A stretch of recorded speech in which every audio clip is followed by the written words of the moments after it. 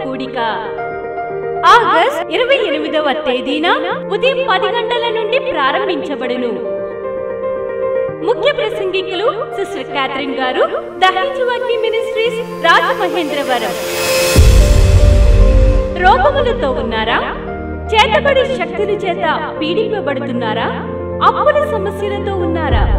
ఈ కూడికలో మీ ప్రతి సమస్యకు ప్రార్థన చేయబడును. స్థలం శ్రీ సాహితీ ఫంక్షన్ హాల్, మార్కెట్ యార్డ్ ఎదురుగా, సబ్ రిజిస్టర్ ఆఫీస్ పక్కన, భీమవరం. దహించువగ్ని సేవకుల కూడిక ఆగస్ట్ 29వ తేదీన ఉదయం 10 గంటల నుండి ప్రారంభించబడును. ముఖ్య ప్రసంగికులు డాక్టర్ థామస్ గారు, దహించువగ్ని మినిస్ట్రీస్, రాజమహేంద్రవరం. ఈ కూడికలో సిస్టర్ కరిష్మా గారు బలమైన ఆరాధనలో నడిపించెదరు. స్థలం దహించువగ్ని చర్చ్, గూడెం, అద్దరి వీధి, అల్లూరి జిల్లా. మరిన్ని వివరాలకు 7671047855 9492995842. విజయవాడలో దహించువగ్ని ఆశీర్వాద అభిషేక కూడిక సెప్టెంబర్ 1వ తేదీన ఉదయం 10 గంటల నుండి ప్రారంభించబడును. ముఖ్య ప్రసంగికులు డాక్టర్ థామస్ గారు, దహించువగ్ని మినిస్ట్రీస్, రాజమహేంద్రవరం. స్థలం చాంద్ కళ్యాణ మండపం, రైల్వే స్టేషన్ దగ్గర, పూర్ణానందపేట, విజయవాడ. మరిన్ని వివరాలకు 9032224646 మరియు 9032224747. ఇది కుటుంబ ఆశీర్వాద కూడిక. ఇక్కడ మేము మా కుటుంబాలను కట్టుకున్నాం. మరి మీరు? అయితే ప్రతి శుక్రవారం రాజమహేంద్రవరంలో జరిగే ఈ కుటుంబ ఆశీర్వాద కూడికలో పాల్గొనండి. ఈ కూడిక జరుగు స్థలం దహించువగ్ని ఆడిటోరియం, నటరాజ్ థియేటర్, రాజమహేంద్రవరం. సికింద్రాబాద్ లో దహించువగ్ని అద్భుత అసాధారణ కూడిక ప్రతి శనివారం సాయంత్రం 5 గంటల నుండి ప్రారంభించబడును. స్థలం SPG church ground, alpha hotel వెనుక, సికింద్రాబాద్. మరిన్ని వివరాలకు 9494940074 మరియు 75.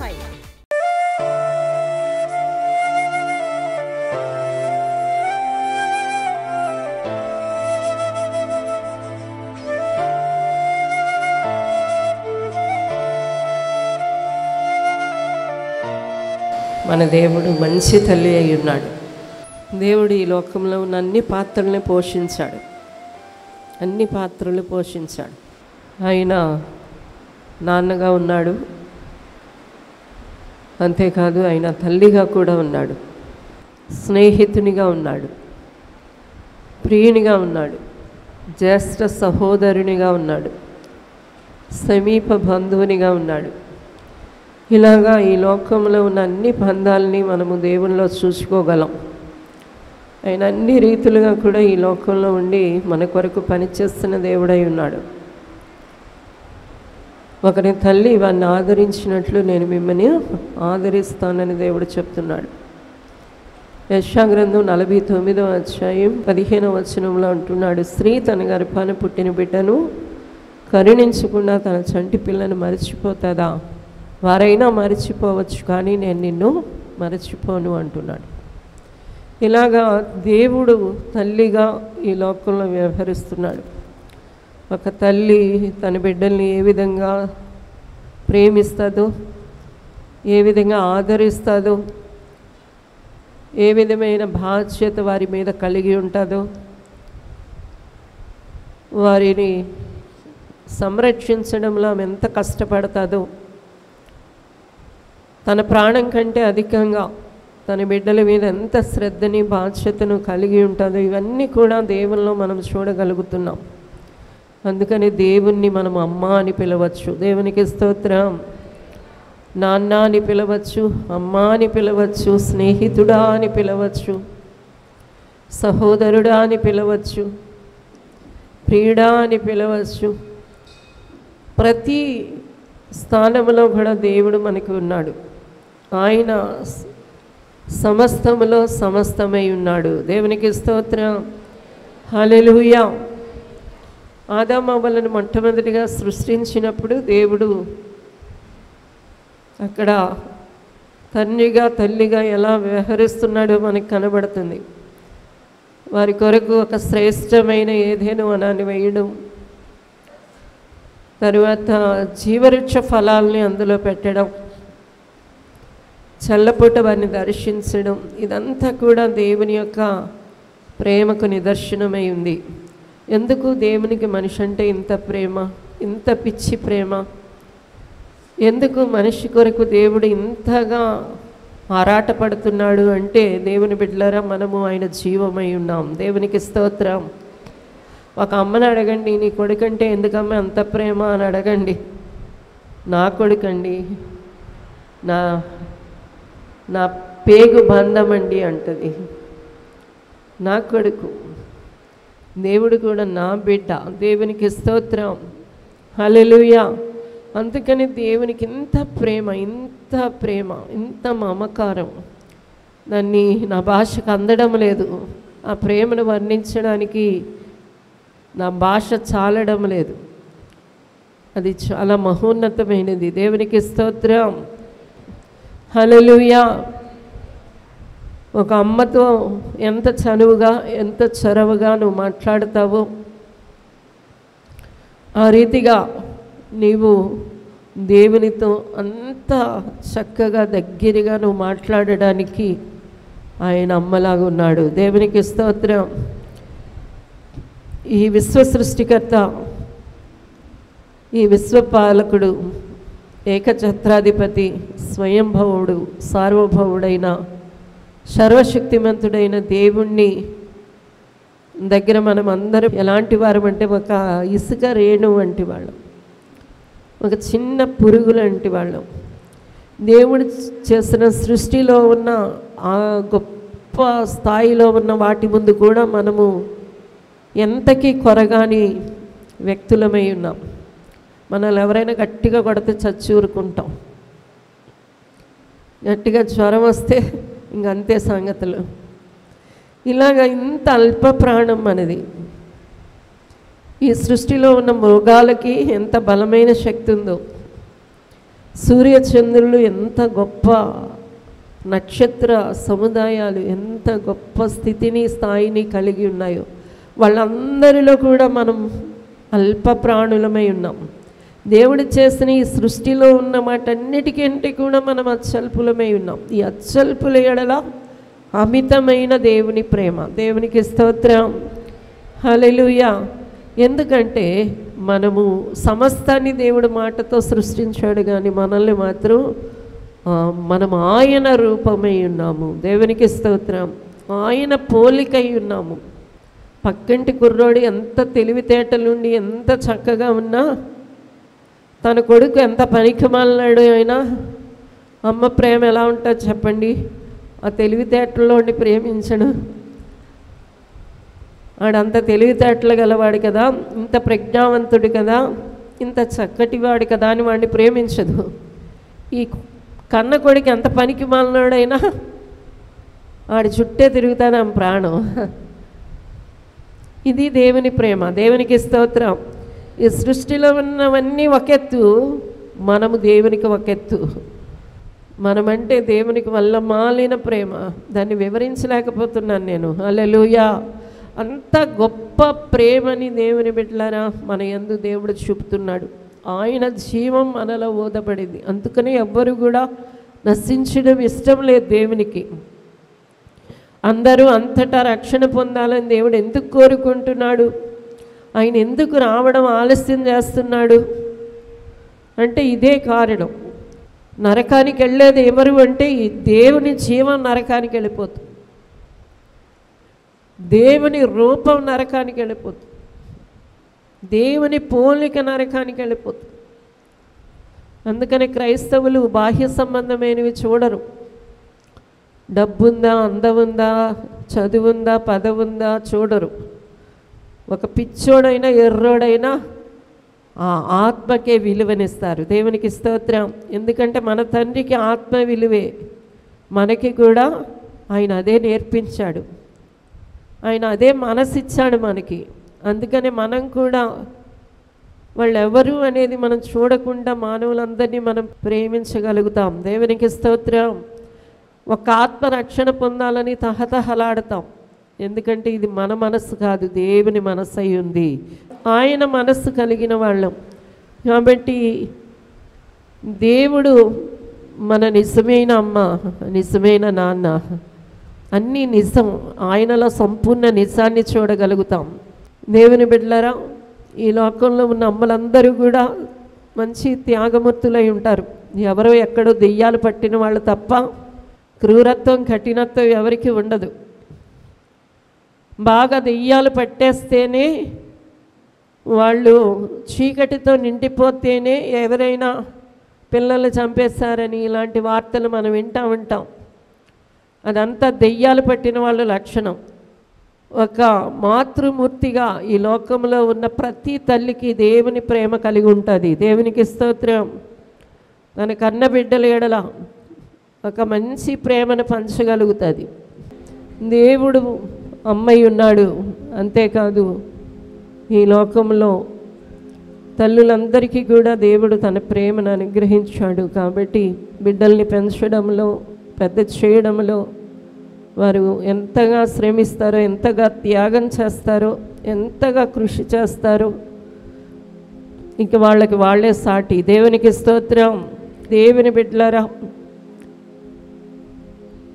నిజమైన అమ్మైన యేసుక్రీస్తు ప్రభువుని, ఆయనలో ఉన్న నిజమైన తల్లిని చూసుకుంటూ మనం ఆనందించడమే కాదు, ఈ లోకంలో తల్లులకు దేవుడిచ్చిన ప్రేమ బట్టి, వారు చేస్తున్న త్యాగాన్ని బట్టి, వారి బిడ్డల్ని పెంచడంలో వారు పడుతున్న శ్రమను బట్టి తల్లులందరినీ కూడా గౌరవించాలి, గణపరచాలి.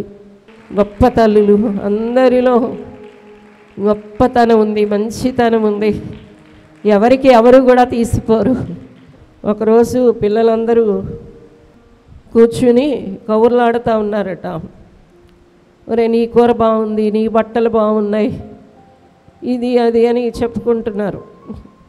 పొరిగింటి పుల్ల కూర రుచి అన్నట్టు నీది బాగుంది, మీ అమ్మ చేసిన చట్నీ బాగుంది, మీ అమ్మ చేసిన టిఫిన్ బాగుంది, మీ అమ్మ కొన్న బట్టలు బాగున్నాయి, ఇలా మాట్లాడుకుంటా ఉంటే ఇవన్నీ గమనించిన టీచర్ గారు అన్నారట, అయితే ఈరోజు నేను అందరి తల్లుల్ని మార్చేయబోతున్నాను.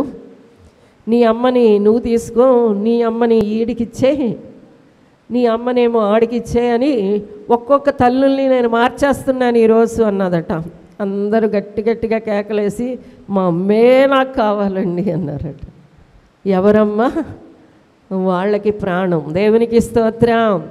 హల్లెలూయా. మరి అమ్మ మంచిగా టిఫిన్ చేస్తుంది అంటున్నావు కదరా, మంచి బట్టలు కొన్నది అంటున్నావు కదా, మరి అమ్మని తీసుకోవచ్చు కదా అంటే వద్దు వద్దు, మా అమ్మ నాకే కావాలి. దేవునికి స్తోత్రం. హల్లెలూయా. ఎందుకంటే వాళ్ళ అమ్మ ప్రేమని వాళ్ళు అనుభవించారు, అది తెలుసుకున్నారు. కాబట్టి అమ్మని మార్చుకోలేరు. దేవుని కృప ఏంటి అంటే, ఒక సేవకురాలిగా ఆత్మీయ బిడ్డల్ని మేము కలిగి ఉన్నాం. అందుని బట్టి నేను దేవునికి స్తుతులు చెల్లిస్తున్నాను. మా వివాహమైన తర్వాత 3 సంవత్సరాలు వరకు మేము పిల్లలు ఊసే ఎత్తలేదు. ఎందుకంటే ఏమనుకునేవాళ్ళం అంటే మాకే చాలామంది పిల్లలు ఉన్నారు అని. ఎందుకంటే మా ఇంటి నిండా పిల్లలే. అప్పట్లో అయితే మా పిల్లలు ఎప్పుడు కూడా మా మినిస్ట్రీలో మా దగ్గరికి చేర్చబడిన పిల్లలు, మేము ఆత్మీయంగా కన్న పిల్లలు అందరూ కూడా నా చుట్టూ ఉండేటప్పటికి అసలు పిల్లల జాసే వచ్చేది కాదు. ఈ చుట్టూ ఉన్న ఆత్మీయ పిల్లలు, ఇది ఇంకా ఈ బంధం ఇంకా బలమైన బంధమై ఉంది. దేవునికి స్తోత్రం. ఆ తర్వాత సంఘం ఏర్పడిన తర్వాత సంఘ బిడ్డలు, క్రీస్తులో మేము కన్న బిడ్డలు. దేవునికి స్తోత్రం. ఈ గొప్ప ప్రేమ, ఈ బంధం ఇది శాశ్వతమైనది. ఈ ప్రేమ పెట్టినవాడు దేవుడే. ఈ ఐక్యతని, ఈ బంధాన్ని కలుగచేస్తున్నవాడు దేవుడే. ఆ ఏర్పాటు చేస్తున్న పిల్లలు ఇంకా తల్లిదండ్రులు విడిచి వెళ్ళలేరు. దేవునికి స్తోత్రం. అంత గొప్ప ప్రేమ, అంత గొప్ప ప్రేమలో కట్టబడిన వాళ్ళు అలాగే జీవిస్తారు. ఎవరో ఉట్టుట్టిగా వచ్చిన వాళ్ళు ఉట్టుట్టిగా వెళ్ళిపోతూ ఉంటారు. కానీ ఒక నిజమైన తల్లి సంఘంలో ఉన్నాము అన్నవాళ్ళు ఎంత కష్టమైనా ఎంత నష్టమైనా ఉండిపోతారు. యేసుప్రభు ఒకసారి శిష్యులతో అన్నారు, నా శరీరం తినండి, నా రక్తం తాకండి, మీకు అదే నిత్య జీవం అంటే చాలామంది లేచి వెళ్ళిపోతున్నారు. వాళ్ళకి ఈ ఆత్మ సంబంధమైన విలువలు తెలియలేదు.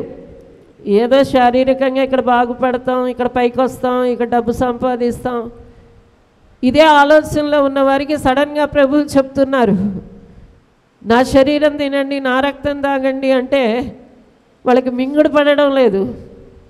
అంటే వాళ్ళకి నిత్యత్వపు విలువలు తెలియవు. ఈ మట్టిలో వెతుకులాడుకునేవాళ్ళు. వాళ్ళు ఈ భూమి మీదే ఇట్టు కట్టుకుని ఊరేగుతామనుకునే వాళ్ళకి ఈ విలువైన మాటలు తెలియక నెమ్మదిగా లేచి పారిపోతూ ఉంటే కొంతమంది మాత్రం అలాగే కూర్చుని ఉండిపోయారు. అప్పుడు ప్రభు అన్నారు, ఏం మీరు పోవడం లేదే అన్నారు. అప్పుడు అన్నారు, మేమెక్కడికి వెళ్తాం తండ్రి, మేము వెళ్ళాం. హల్లెలూయా, నిన్నే పట్టుకుని ఉంటాం. దేవునికి స్తోత్రం. నీవు నిత్య జీవపు మాటలు గలవాడవి. దేవుని బిడ్డలారా, ఒక నిజమైన బిడ్డ ఎంత దూరమైన, ఎంత కష్టమైన, ఎంత శ్రమైనా తన తల్లిదండ్రులను విడిచి వెళ్ళలేరు, వెళ్ళజాలరు. దేవునికి స్తోత్రం. ఈ ప్రేమ ఏంటి అంటే తల్లిదండ్రుల ప్రేమ. దేవునికి స్తోత్రం. దేవుడే ఈ ప్రేమను పుట్టించాడు. దేవుడే ఈ బంధాన్ని కలుగచేస్తాడు. దేవుడే ఇలాగా కట్టిపెట్టాడు. కాబట్టి అందరూ ఒకేసారి మేఘాల మీద ఎగరబోతున్నాం, యేసయ్య చేయి పట్టుకోబోతున్నాం. యుగ యుగాలు మనందరం కలిసి యేసుతో జీవించగలుగుతాం. దేవునికి స్తోత్రం.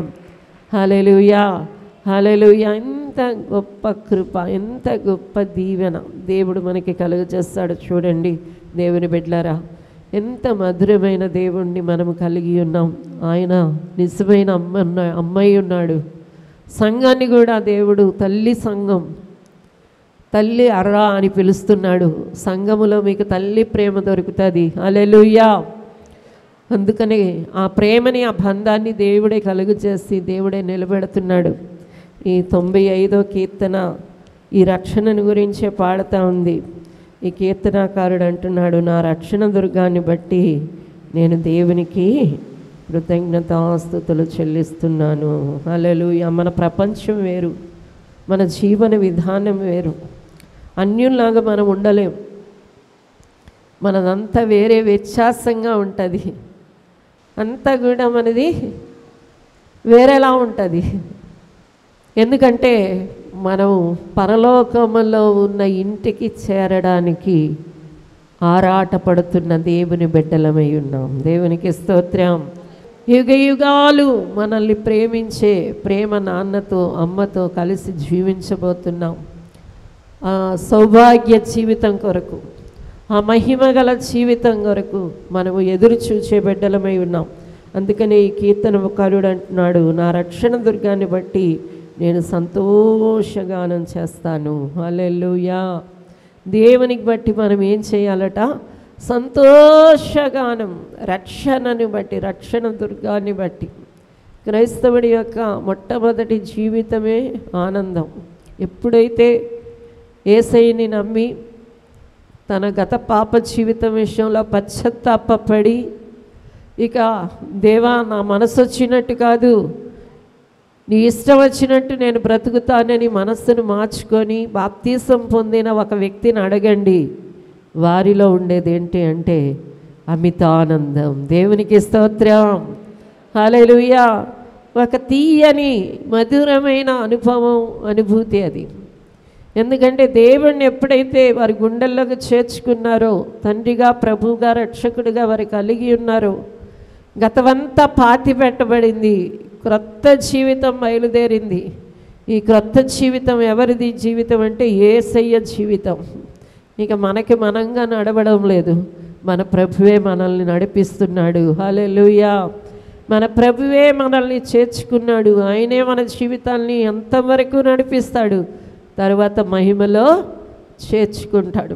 ఇదంతా ఎంత అల్పమైనదో స్వల్పమైనదో మనకే బాగా అర్థమవుతుంది. ఎందుకంటే మన కళ్ళు తెరవబడ్డాయి, మన మనోనేత్రాలు వెలిగించబడ్డాయి, పరసంబంధమైన జ్ఞానాన్ని దేవుని బిడ్డలారా మనం అందరం పొందుకున్నాం కాబట్టి, మనము పైనున్న దేవుడితో కలిసి నడుస్తున్నాం కాబట్టి, ఆయన గుండెల్లో నింపుకొని బ్రతుకుతున్నాం కాబట్టి మనకి ఈ లోకంతో పెద్ద పని లేదు.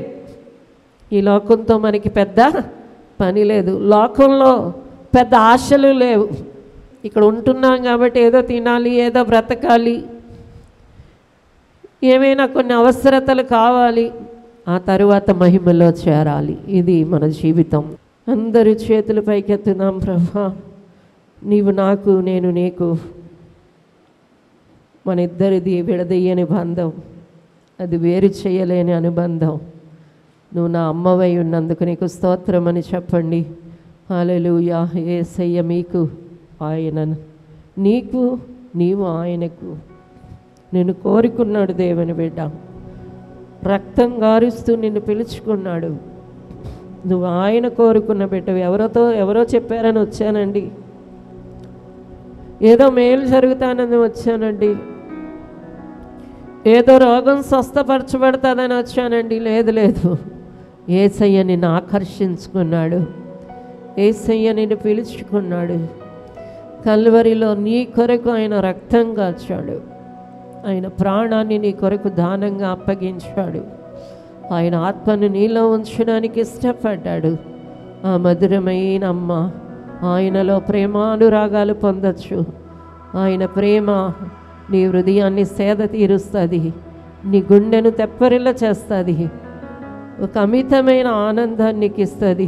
యేసు అని నువ్వు పిలిచినప్పుడల్లా దేవుని ప్రేమ ఆనందం నీలో ముంచెత్తుతుంది.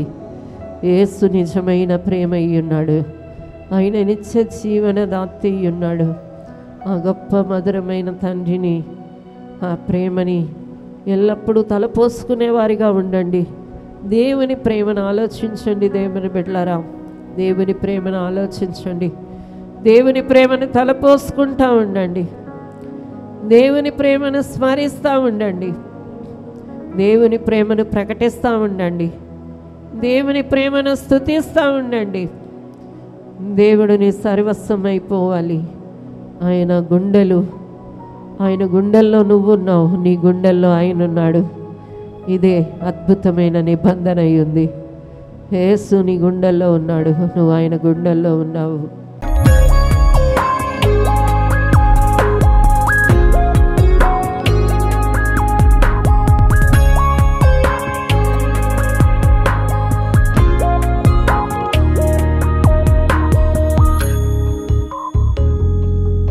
పరిశుద్ధమైన తండ్రి, నీకు వందనాలు చెల్లిస్తున్నాను. నీ బిడ్డలు నీ ప్రేమలో మునిగి తేలుదురుగాక. ఆ ప్రేమామృతాన్ని అయ్యా నిత్యము త్రాగుదురుగాక. ఆ ప్రేమ పరిమళాన్ని నిత్యము ఆస్వాదించుదురుగాక. ఆ ప్రేమలో తేలియాడుదురుగాక. ఆ ప్రేమలో బ్రతుకుదురుగాక. ఆ ప్రేమలో జీవించుదురుగాక. ఆ ప్రేమలో ఫలించుదురుగాక. నీ ప్రేమ నిత్యము నీ బిడ్డలు కలిగి ఉందురుగాక. ఆశీర్వదించమని యేసునామమున అడుగుచున్నాము తండ్రి. ఆమేన్, ఆమేన్. భీమవరంలో ఉజ్జీవ స్వస్థత కూడిక ఆగస్ట్ 28వ తేదీన ఉదయం 10 గంటల నుండి ప్రారంభించబడును. ముఖ్య ప్రసంగికులు సిస్టర్ క్యాథరిన్ గారు, దహించువగ్ని మినిస్ట్రీస్, రాజమహేంద్రవరం. రోగములతో ఉన్నారా? చేతబడి శక్తుల చేత పీడింపబడుతున్నారా? అప్పుల సమస్యలతో ఉన్నారా? ఈ కూడికలో మీ ప్రతి సమస్యకు ప్రార్థన చేయబడును. స్థలం శ్రీ సాహితీ ఫంక్షన్ హాల్, మార్కెట్ యార్డ్ ఎదురుగా, సబ్ రిజిస్టర్ ఆఫీస్ పక్కన, భీమవరం. దహించువగ్ని సేవకుల కూడిక ఆగస్ట్ 29వ తేదీన ఉదయం 10 గంటల నుండి ప్రారంభించబడును. ముఖ్య ప్రసంగికులు డాక్టర్ థామస్ గారు, దహించువగ్ని మినిస్ట్రీస్, రాజమహేంద్రవరం. ఈ కూడికలో సిస్టర్ కరిష్మా గారు బలమైన ఆరాధనలో నడిపించెదరు. స్థలం దహించువగ్ని చర్చ్, గూడెం, అద్దరి వీధి, అల్లూరి జిల్లా. మరిన్ని వివరాలకు 7671047855 9492995842. విజయవాడలో దహించు అగ్ని ఆశీర్వాద అభిషేక కూడిక సెప్టెంబర్ 1వ తేదీన ఉదయం 10 గంటల నుండి ప్రారంభించబడును.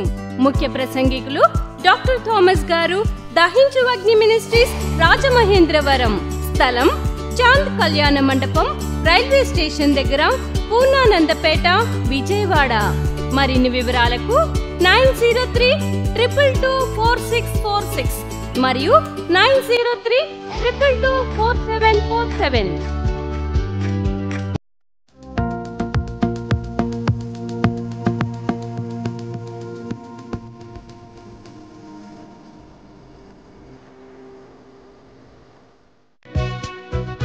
డాక్టర్ థామస్ గారి కలము నుండి క్రొత్తగా విడుదల చేయబడిన హెబ్రీ గ్రంథ వ్యాఖ్యాన పుస్తకం అందుబాటులో ఉన్నవి. ఈ పుస్తకం కావలసిన వారు 200 రూపాయలు రుసుము చెల్లించి పొందగలరు. కొరియర్ లేదా పోస్టల్ రుసుము ఉచితం. సంప్రదించుటకు మా ఫోన్ నంబర్స్ 9494940072 మరియు 9494940073. ఇది కుటుంబ ఆశీర్వాద కూడిక. ఇక్కడ మేము మా కుటుంబాలను కట్టుకున్నాం. మరి మీరు? అయితే ప్రతి శుక్రవారం రాజమహేంద్రవరంలో జరిగే ఈ కుటుంబ ఆశీర్వాద కూడికలో పాల్గొనండి. ఈ కూడిక జరుగు స్థలం దహించు అగ్ని ఆడిటోరియం, నటరాజ్ థియేటర్, రాజమహేంద్రవరం. సికింద్రాబాద్ లో దహించు అగ్ని అద్భుత అసాధారణ కూడిక ప్రతి శనివారం సాయంత్రం 5 గంటల నుండి ప్రారంభించబడును. స్థలం SPG church ground, alpha hotel వెనుక, సికింద్రాబాద్. మరిన్ని వివరాలకు 9494940074 మరియు 75. రాజమహేంద్రవరంలో దహించు అగ్ని అభిషేక ఆదివారపు ఆరాధన ఇప్పుడు ప్రతి ఆదివారం ఉదయం 9:30 నుండి ప్రారంభించబడును. తప్పక పాలు పొందండి, దైవిక ఆశీర్వాదం పొందండి. స్థలం దహించు అగ్ని ఆడిటోరియం, నటరాజ్ థియేటర్, రాజమహేంద్రవరం. మీ ప్రార్థన అవసరతలకు 9494940072 మరియు 73. ఈ టీవీ కార్యక్రమాన్ని చూసి ఆశీర్వదించబడినట్లయితే దహించు అగ్ని టీవీ పరిచర్యకు మరియు బ్లెస్సింగ్ ల్యాండ్ కు సహకరించండి. Dahinchu Agni trust current account number 357222444370, State Bank of India main branch, Rajamahendravaram. My address doctor Thomas, Dahinchu Agni ministries, తుమ్మలోవా, Rajamahendravaram.